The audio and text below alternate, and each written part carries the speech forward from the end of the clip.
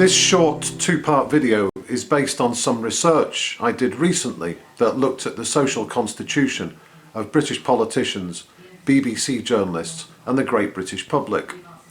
Before I start, I need to say a few words about something that's very important in academic research, namely methodology. The research techniques employed in this video were initially used in an 8,000 word journal article that was published last year by Journalism Practice. Prior to publication, this article had 2 rounds of peer review, during which other academics checked my methods, my assumptions, my data, and my conclusions.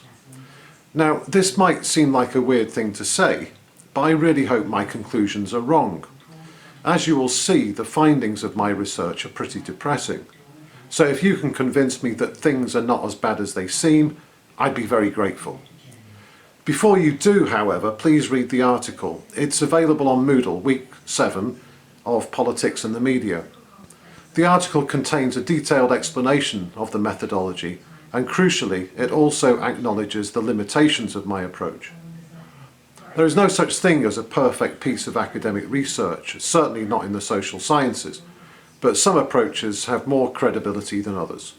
Hopefully, this is one of the better ones. Okay, that's the preamble. On with the show.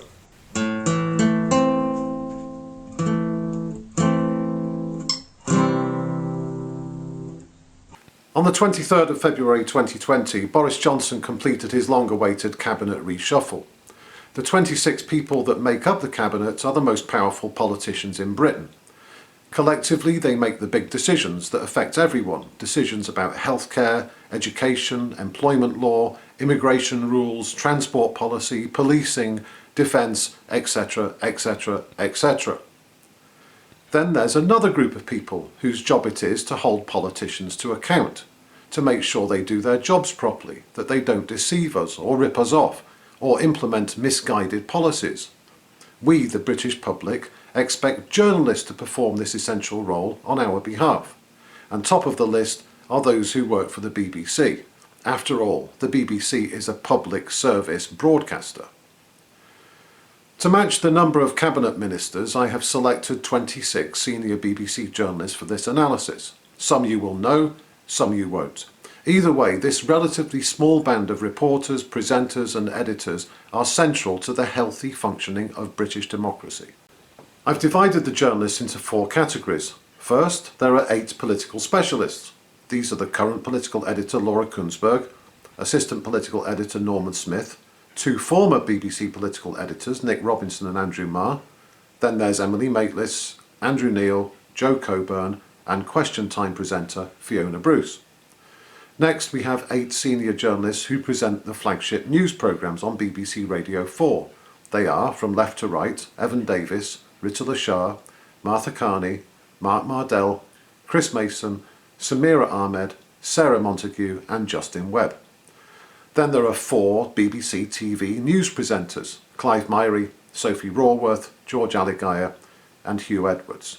And last but not least, 6 people who work in editorial roles. Editorial Director Kamal Ahmed, Economics Editor Faisal Islam, Business Editor Simon Jack, Middle East Editor Jeremy Bowen, World Affairs Editor John Simpson, and finally John Sopel, who is North America Editor. Collectively, these 26 journalists are desperately important because, unlike you and I, they have access to politicians and they can ask the questions that we, the public, want answered. Although we might not like to admit it, without their insight, analysis and explanation, many people would be ignorant about the workings of power.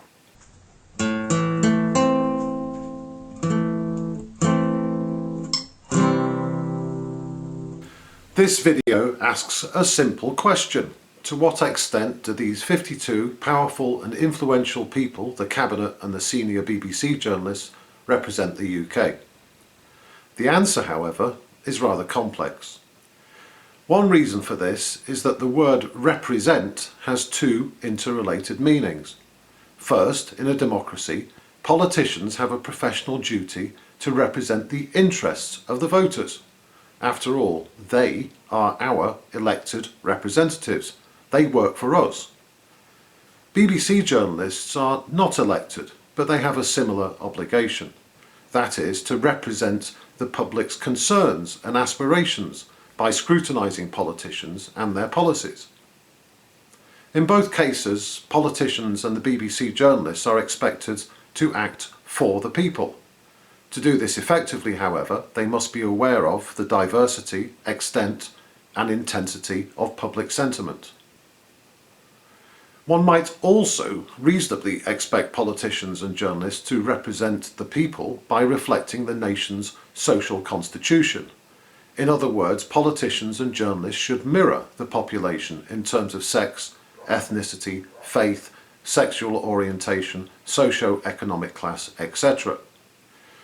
It follows that if the social constitution of these two groups is dissimilar to the social constitution of the British population, if they are detached in what might be called different social realms, then our political and journalistic representatives might be unable to effectively understand the needs of the public.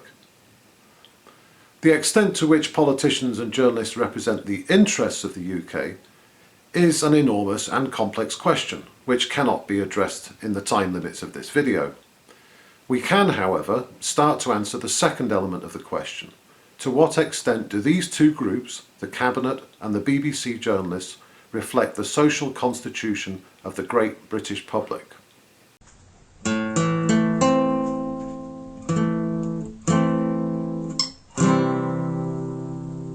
Another way of phrasing this question is to ask, are the 26 members of the Cabinet and the 26 senior BBC journalists people like us? One approach might be to look at characteristics determined at birth, for example, sex, ethnicity and age. This approach is potentially very illuminating, and researchers often focus on these indicators. I would argue, however, that sex, ethnicity and age do not necessarily determine what we believe, what type of people we are, nor indeed how we do our jobs. Take, for example, Nick Robinson. Nick is an extremely experienced and very skilled journalist. He has been political editor for both ITN and the BBC, and since 2015 he has presented Today, the morning BBC Radio 4 news programme. At first glance, Nick and I are very similar, and not just in terms of our hairstyles. We're both male, we're both white, and we're both the same age. Actually, Nick is 5 months older than me. Overall, we appear pretty much identical. We're stereotypical middle-aged white men. We even share geographical origins. Our home county is Cheshire, in the northwest of England. But I know, from having listened to and watched Nick's journalism for many years, I've read his books and his online profiles, that our perspectives on the world are very different. In his early 20s, for example, Nick was an active member of the Conservative Party, and when he was at Oxford University, he was president of the Conservative Association. In contrast, I've never voted Conservative in my life. Also, Nick's conception of what constitutes political journalism is very different to mine. On page 12 of his excellent book, Live from Downing Street, he is very precise about his responsibility as a political journalist. My job, he wrote, is to report on what those in power are thinking and doing. Personally, I believe political journalism should be much more than that.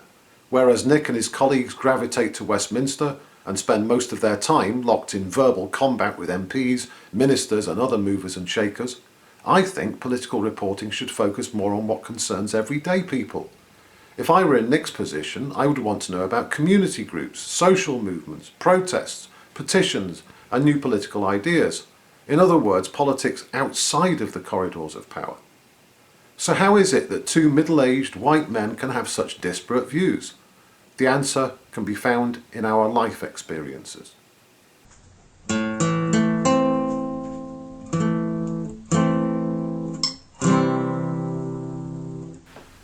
As well as ethnicity, sex and age, a fourth accident of birth is family.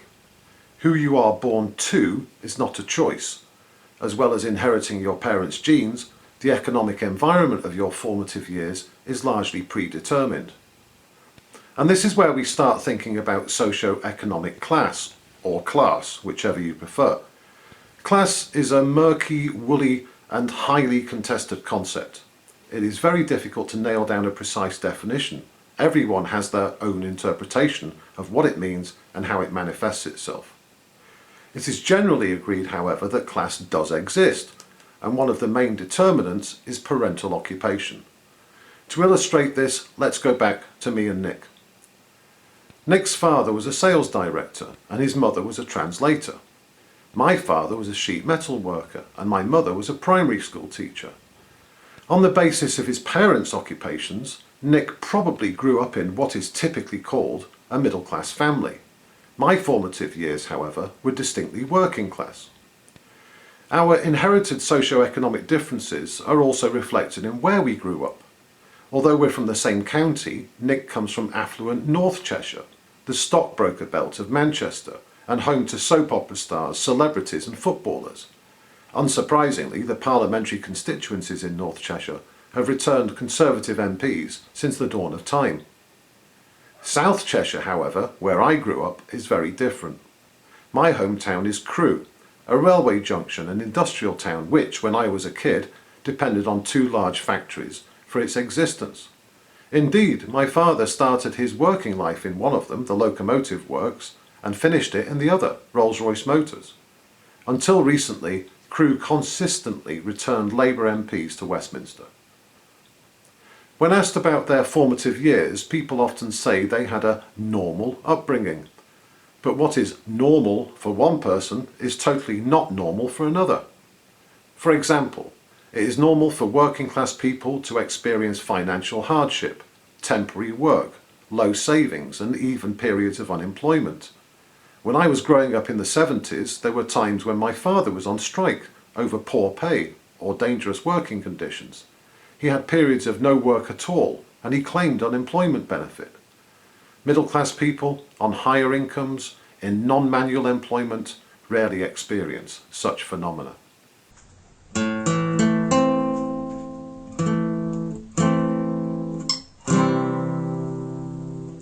According to research published in 2016, 60% of Britons self-identify as working class.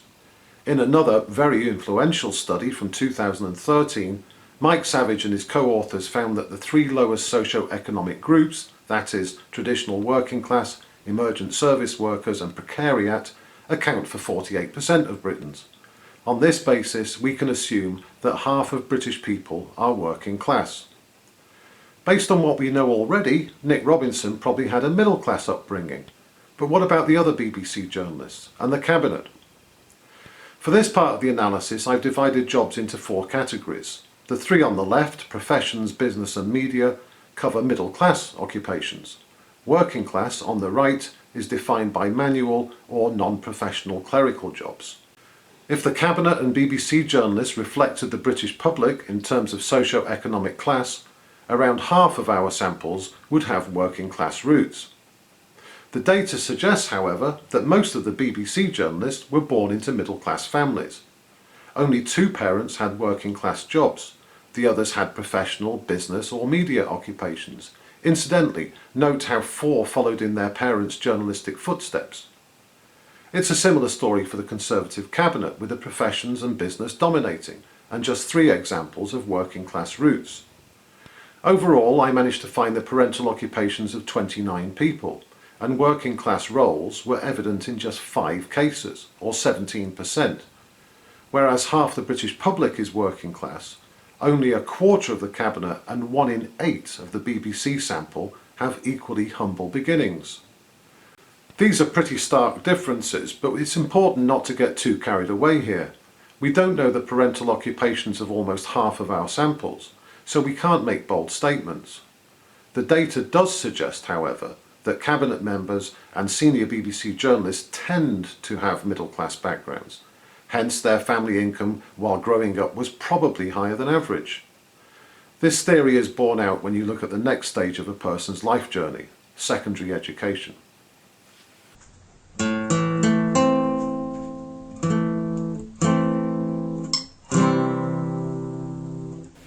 For almost everybody in the UK, 93% to be exact, secondary education happens at state schools. These are funded by general taxation, and everyone is entitled to free education to the age of 18. 7% of Britons, however, are privately educated at independent schools. The reason some parents send their kids to private school is because it gives them a life advantage. As we will see in part 2 of this video, privately educated students are proportionately far more likely to get a place at an elite university, notably Oxford and Cambridge. At independent school they benefit from smaller class sizes and exceptional sporting and cultural facilities. And although they might not realise it at the time, they form social connections with other privileged children that perpetuate for the rest of their lives. Sounds great, so why don't more parents send their kids to independent schools? The answer is simple: it costs a lot of money. According to the Independent Schools Council, average private school fees for a day pupil are around £13,000 per year. If the child boards, in other words he or she lives at the school during term time, the figure more than doubles to over £30,000.